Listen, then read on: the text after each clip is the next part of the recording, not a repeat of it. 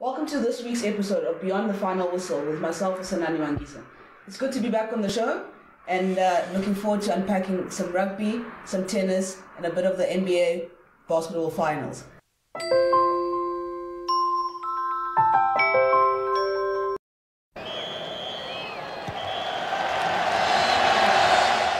Gents, welcome again. We'll dive straight into it. Springboks, first Rassie-Erasmus encounter. They went down to Wales, but without looking at the score, let's dissect the game a bit. What were your thoughts of the game? Look, I watched most of the game last night. The guys played like 15 guys, or 22 guys in this case, who've had a week to prepare for a test match. Lots of mistakes, lots of unforced errors, and I mean, it showed yesterday, and it was not the most convincing of them.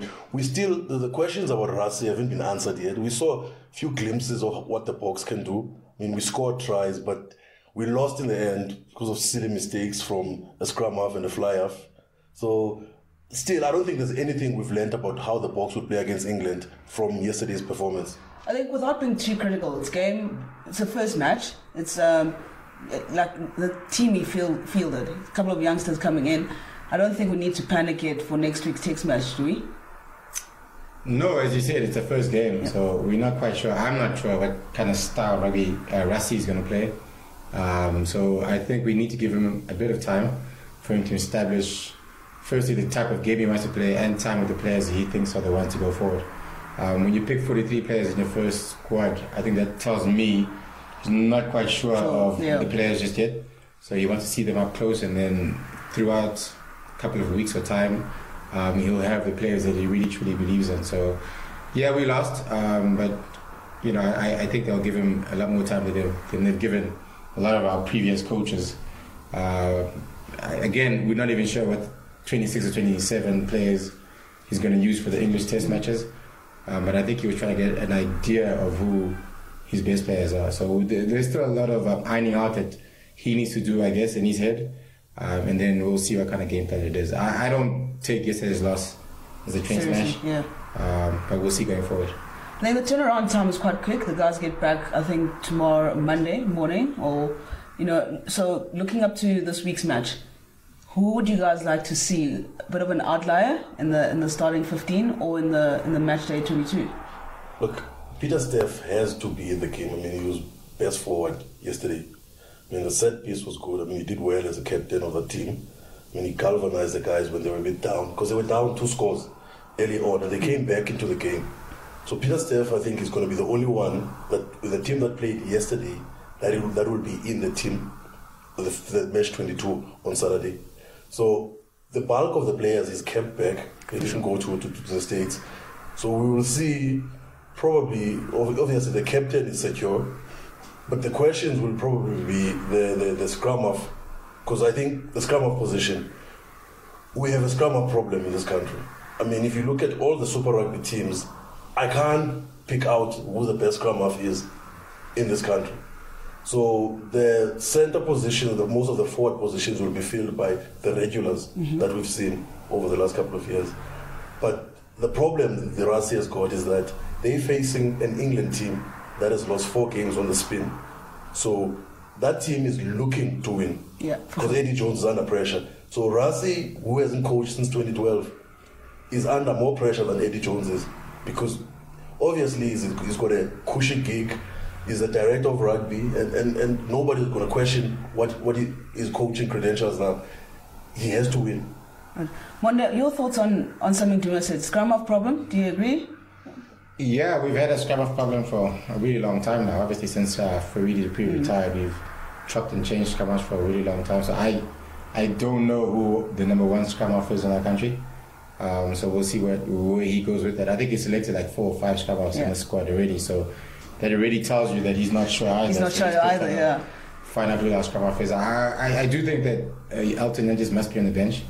You need a flyer from the bench, and he's used both Dupree and Yankees this past game. Clearly, the starter is going to be Pollard. The fact that he kept him back. Yeah. But I think again, you need. I would imagine you'd go into a starting 23 with a reserve fly-off, and I think Elton will be that guy. But going forward, yeah, we'll see what happens. But scrum half is certainly one of the positions. I think our forwards pick themselves. We've got a very good forward pack. It's just the back line where you sort of have your doubts. We'll see what he does in the centres as well. I'm surprised Ezekiel played in this game. I would have thought maybe. I'm not sure if he's going to go in. Lukanya he's his first number 13 with the lack of experience that he does have. But again, there's a few positions that we have our doubts over. So we'll see what happens going forward. Remember what I said on the show a couple of months? We know what is going to happen. Because the biggest question is we've been behind Apiwe Janki for a while on this podcast. And remember I said to you, he's going to bring in Vili and somebody to start on the wing. Because, I mean, the best fullback has been Geland this season in Super Rugby. But he'll bring in Vili, and then I think Frans Steyn is going to play at centre with whoever. I'm not sure still. I think it'll probably be Jesse Kriel. And then somebody's going to start on the right wing that we don't expect. And he'll play it secure for the first game, I reckon. He's not going to go too expensive on his match day selection because he wants the win as well. So I reckon he's going to play it secure, a couple of regulars in regular position, and I think he's looking definitely to get that first win. Look, he's going to be under the crutch because I think England are going to go out because the English have been watching how it's a new coach. A lot of new players are going to come in. It's going to be difficult for the Springboks because England, 4 games on the spin. Yeah, they have to. Guys, I'll put you on the spot. Monday, score predictions. Score predictions for sure. Well, let's go for it. Big start there. I actually have no idea what the score is going to be. It's very hard. I don't think because of the two teams and the way they play, I don't think it's going to be huge numbers. I don't think anyone's going to go over 30 points. The English also have lost a lot of players through injury and they've been struggling, so they're not bringing their best. I don't know how many players they're bringing over, but they're not bringing their best English team that they can possibly bring. So I think that helps us to a certain degree. I can see the Springboks winning the series because of the fact that the English are bringing a weaker team. But in terms of score, that's really, really hard to try. Monde is hiding behind something. These cricketers, it's going to be a win for the Boks. We're playing altitude. Yeah. We're playing at altitude. Boks will win 26-19 because we're at altitude. But believe Ripolla's coming back. That's a key factor for England. He's a ball carrier, difficult to put down. But I think because of altitude and what Ellis Park does to the Boks will win it easy, 26-19. Easy. 26, big call. That's a big call. That's very the fact that he used the word easy. It's going to be easy because it's a big call for me. And also for the fact that we don't even know what kind of team. We haven't played. Yeah, we don't know what team is going to put out. And our style of rugby again we're not quite sure what kind. So whether we're playing an expensive game or a Springbok moderate game is also going to come into it. It's like 26 points sounds like a lot for South Africa. Ellis Park. You forget what Ellis Park does to the Boks. Yeah. No, we can't. That's what you used to do for the Boks. The only team that has beaten the Boks at Ellis Park is the All Blacks, who's a juggernaut. So teams struggle at Ellis Park. I don't think England are going to come into Ellis Park and threaten the Boks. That crowd and that atmosphere, plus the altitude factor. England have only been a year yet. I mean, if they've been here for 2 weeks, they're going to struggle to play. They've probably been training at sea level. They're going to struggle to beat the Boks in high altitude. I do think that altitude is not as big a factor as it used to be because, again, we're in the modern times now. Back then it was because teams didn't know how to acclimatize to it.